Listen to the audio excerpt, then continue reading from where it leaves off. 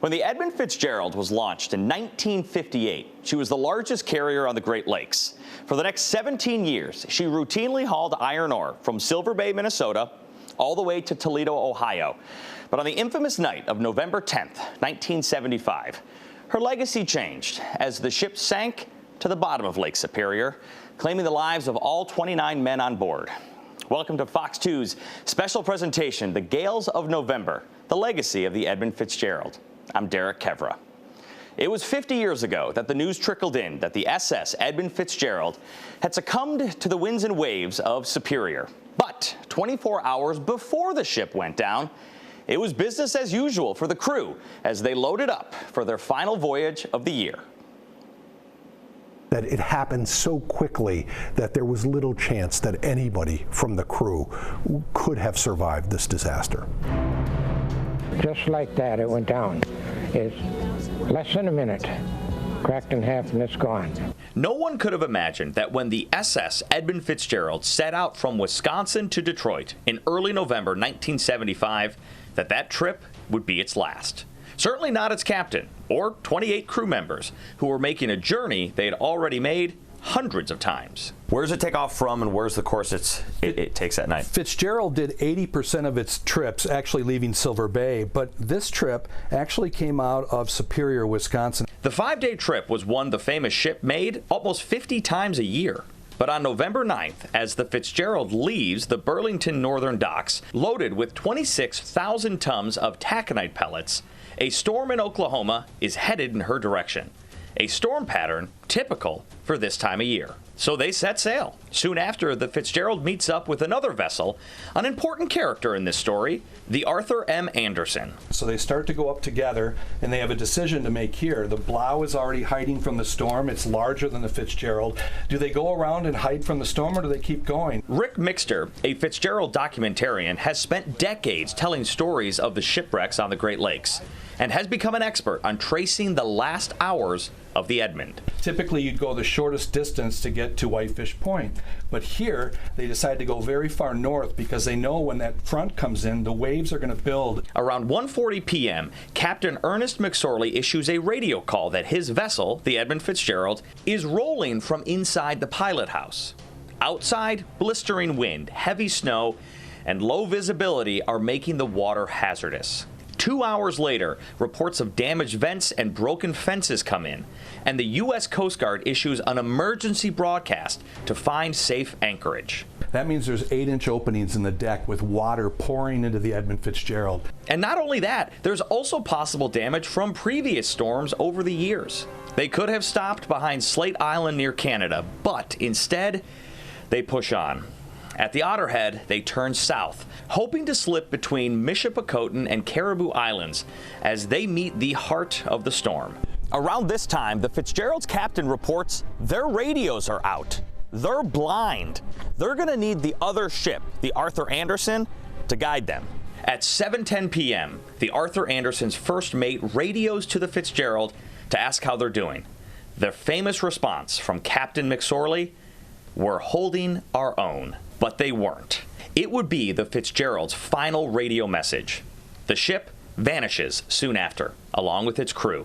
The wheelman on board the Arthur Anderson would later tell his captain he thought he saw the Fitzgerald's stern light disappear from the water's surface. He had a lift and he said he was holding his own.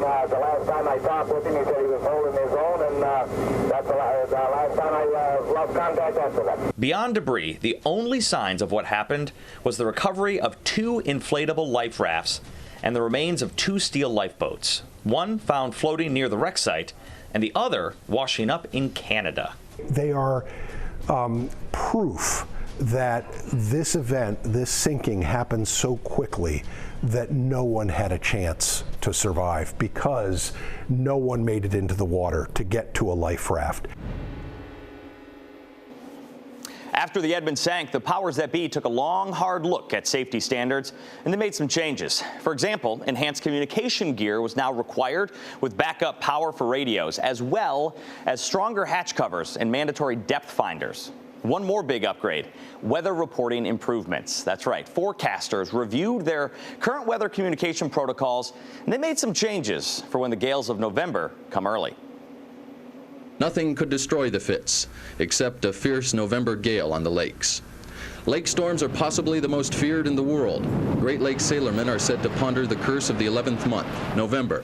They are called the Gales of November, late-year wind events with a ferocious energy that can bring monster waves, howling storms, and are behind what is considered a graveyard of sunken vessels, including the region's most famous shipwreck, the Edmund Fitzgerald. They visit the Great Lakes every year, low pressure pulling cold air from the north, mixing with comparatively warm water temperatures and fueling unstable weather systems. The result? Hurricane-force winds and waves that reach 3 stories high. And the thing on the Great Lakes is, we're different in a sense that on the ocean, when you get hit by a wave, it may take a little bit longer to get hit by the next wave. Whereas here on the Great Lakes, our frequency of getting hit by waves repeatedly is much higher. It's on the 350-mile wide Lake Superior, where these extremes happen on a grand scale. How bad was it out there? Well, when the sea starts coming over the pilot house, you know that you got a pretty big sea. The pilot house is 50 feet high. It's at least 50 feet high on the ships, yeah. Donald Erickson, captain of the William Clay Ford carrier, describes what it was like on the water after the storm had passed. You see, he was the first person to search for survivors after the Fitzgerald sank. This was a very large storm system, a very strong storm system, and the impacts can linger for quite some time. The storm that hit the Fitzgerald started over Oklahoma. It moved north through the eastern UP and then into the eastern side of Lake Superior before continuing north into Canada.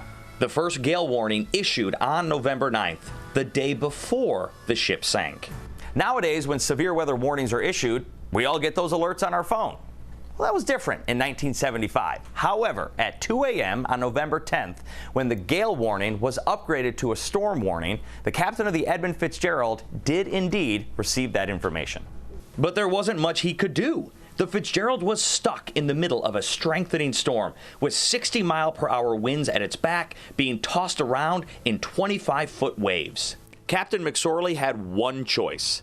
After traveling almost the entirety of Lake Superior, he had to get to Whitefish Point. In the end, he couldn't compete with the gales of November and sank 17 miles from shore. A lot has changed since 1975 when it comes to forecasting severe weather on the Great Lakes. Over the last decade, improved buoys and sensors give weather modeling a head start to predicting when and how severe weather will affect shipping. Additionally, in 2021, the U.S. Coast Guard began to regularly use Safety Alert 0721. That's an alert for mariners for unexpected heavy weather dangers, and that points out rapid and extreme shifts in the weather. Coming up after the break, one thing that Edmund experts can agree on is that most people can't agree on why exactly the Fitzgerald went down. We're going to take a look at the leading theories and what has changed in the last 50 years. Next.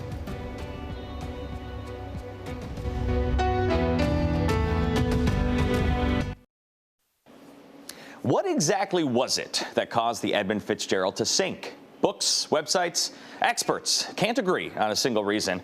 And it seems that the more time that passes, the more confident people get in their own theories as to what and why the great ship sank. Occasionally would creak. You'd hear a and here I am, a 19-year-old kid, and I'm a little concerned by what I'm hearing and seeing. And who wouldn't be? Tom Walton described what it actually felt like to sail on the Edmund Fitzgerald. In 1963, he spent his summer as a cook on the carrier, following in the footsteps of his father and uncle. For a few weeks, we were shipmates, not just father and son, and that was really cool. Tom was on the Fitz 12 years before it sank. But even then, he remembers ominous signs about the way the ship would bend while on the water. So I asked the first mate, I said, this is kind of scary, frightening to me. Is it normal? And he said, well, it is. He said it's like a skyscraper in high wind. It's supposed to bend a little bit. But you know, years later after the tragedy, I wondered if it was supposed to bend quite that much. November is a treacherous time on the lakes, and that is no mystery.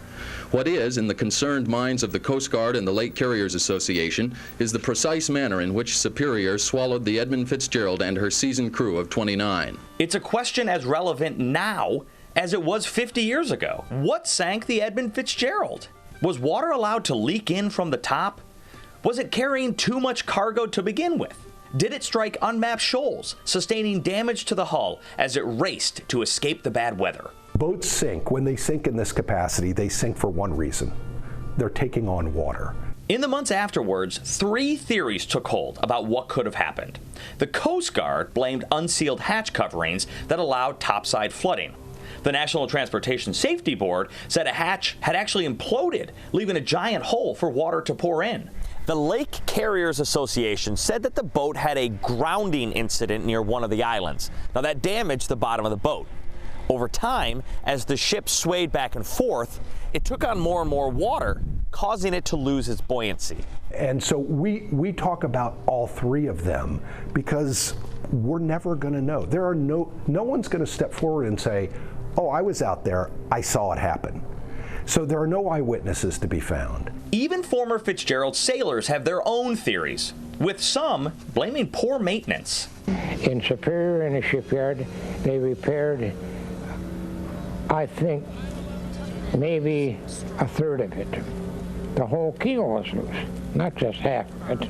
The last people to see the Fitzgerald were aboard the Arthur M. Anderson, which had tailed the ship throughout the storm. By then, the Fitzgerald's navigation had been knocked out. There was observable damage on the ship, and the storm wasn't letting up. I asked him how he was making out with his problem. He said he lost those vents and he had a lift, and he said he was holding his own. It's almost like everything that could have gone wrong went wrong that night. So many of the accidents are not just one thing. It's never just the hatches. It's never just, the keel being loose. It turns out to be a series of things that go wrong, and that's what causes catastrophes, and that's why 29 guys are missing. Even as the cause is debated, trips down to the Fitzgerald wreckage reveal that the ship split apart at hatch 8. That was one of the openings where cargo was dumped into the carrier. The center of the ship disintegrated, while the back of the ship flipped over and landed upside down. And this has always been the mystery, and something I've never been able to figure out is why is that aft section flipped upside down only 150 feet or so, or from the Edmund Fitzgerald's bow section, which is right side up. It's one of the many questions that remain unanswered, and likely never will be. Trips down to the shipwreck are no longer allowed, preventing any further disturbance of what is now considered a gravesite. For many, that's the way it should be. The history of the Fitzgerald is not just about the last 5 minutes of her life. And those 29 souls, those 29 people who were lost on that wreck, their personal history shouldn't be written by their last 5 minutes. Author John U. Bacon's newest book, The Gales of November, The Untold Story of the Edmund Fitzgerald, dives deeper into the theories of what happened that fateful night to take the ship down. He joined us for an interview on Fox 2 News, and he shared where his research led him when it came to the hatch theory. Saying in your research, you do not think it was a hatch issue. No, it's very unlikely. I talked to 2 crew members who were on the ship that year, and they say there's no way they go out without all 1,400 latches, dogged down, as they say, fastened to the cargo covers. So that is very unlikely, and what they found on the bottom of the lake, of course, is that they've been latched appropriately. So that theory is not very strong. Coming up next, while the Fitzgerald is the most famous shipwreck on the Great Lakes, it is far from the only one. After the break, a storm in 1913 sank 19 ships and took almost 10 times as many lives as the one that destroyed the Edmund Fitzgerald, and that is not even the deadliest one.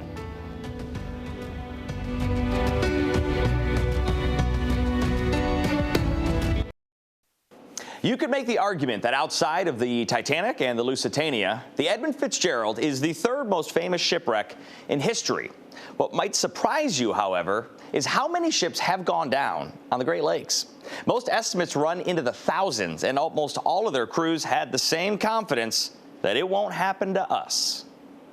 And so a lot of people had sort of said, we've done it. We've conquered the seas. We are never going to have another shipwreck of that size. In 1975, a belief had taken hold in the Great Lakes that shipwrecks were a thing of the past. For 17 years, the Edmund Fitzgerald served as the queen of the fleet and a symbol of mankind's dominance over what was once considered a deadly profession. That supremacy was shattered on November 10, 1975, when it sunk, sending ripples through the region and a chilling reminder of the dangers on the job. There have been other ships lost, the Bradley, the Daniel Morrell, with as many lives lost in the last 20 years. But the Fitzgerald sinking made people realize that nature still holds the upper hand. The Fitzgerald joined a list that's thousands of names long, intertwining its legacy with other ships that remain at the bottom of the Great Lakes. Ships like the Daniel J. Morrell, which broke up in a storm on Lake Huron in 1966, leaving only one survivor. Or the Carl D. Bradley, which went down in 1958, losing 33 crew members. Only 2 were rescued. In 1940, the William B. Davik, the Nova Doc, and the Anna C. Mink all sank on the same night in Lake Michigan because of a particularly destructive storm. In 1913, the most damaging storm to ever hit the Great Lakes killed more than 250 people and sank 19 ships.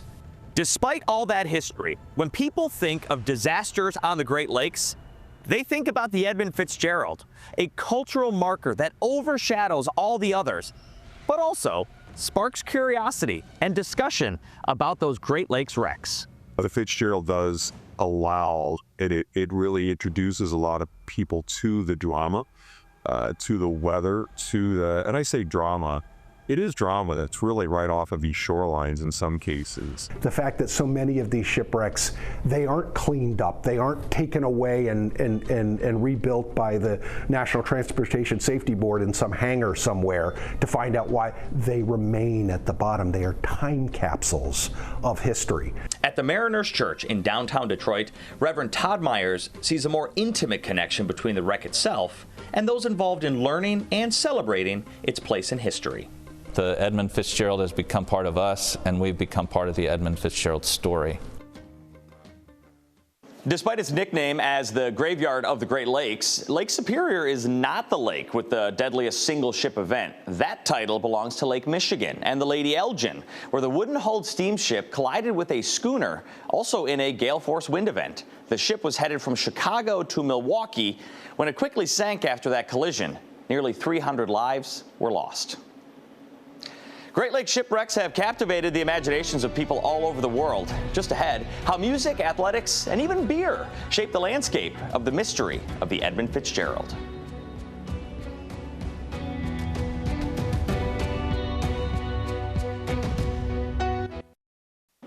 The connection and curiosity of the Fitzgerald seems to resonate with people, even 50 years later. From songs to museums to memorial swims, the legacy is just as strong now as it was in 1975. There's going to be some drama, no question. Jim Dreyer is known for his ultra swimming on the Great Lakes. That's why they call him the Shark.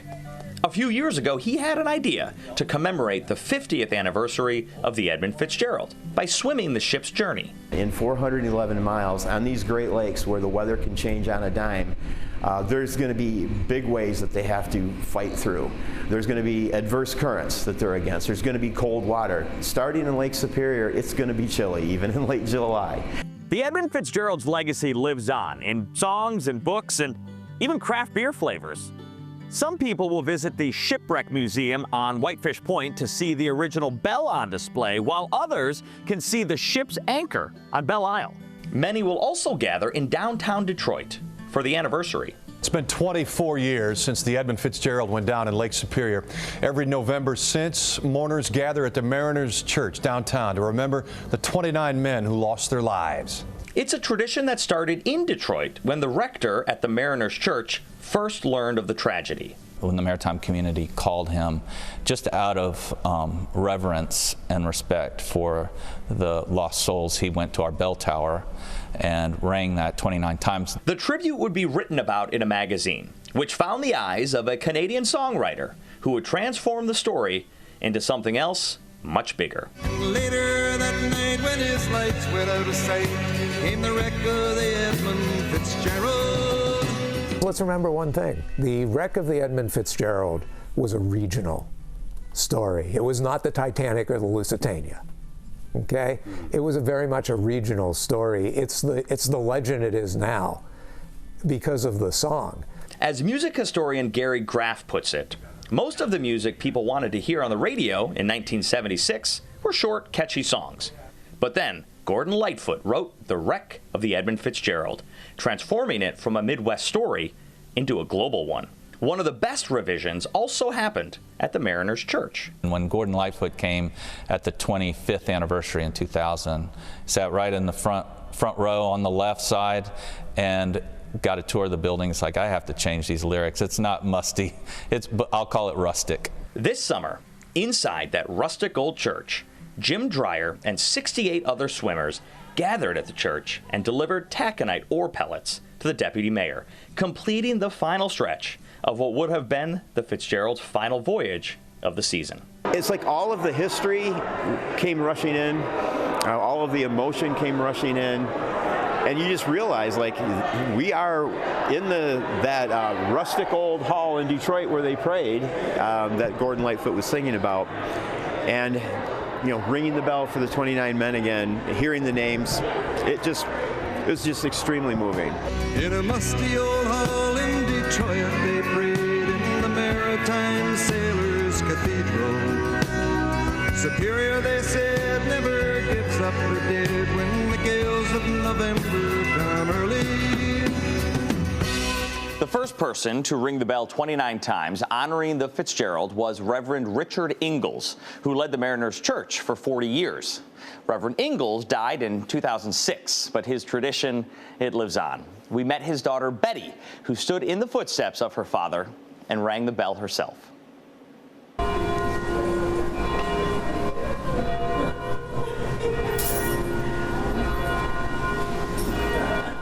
The tolling of the bells is now a tradition that takes place every year on the anniversary of the sinking of the Edmund Fitzgerald.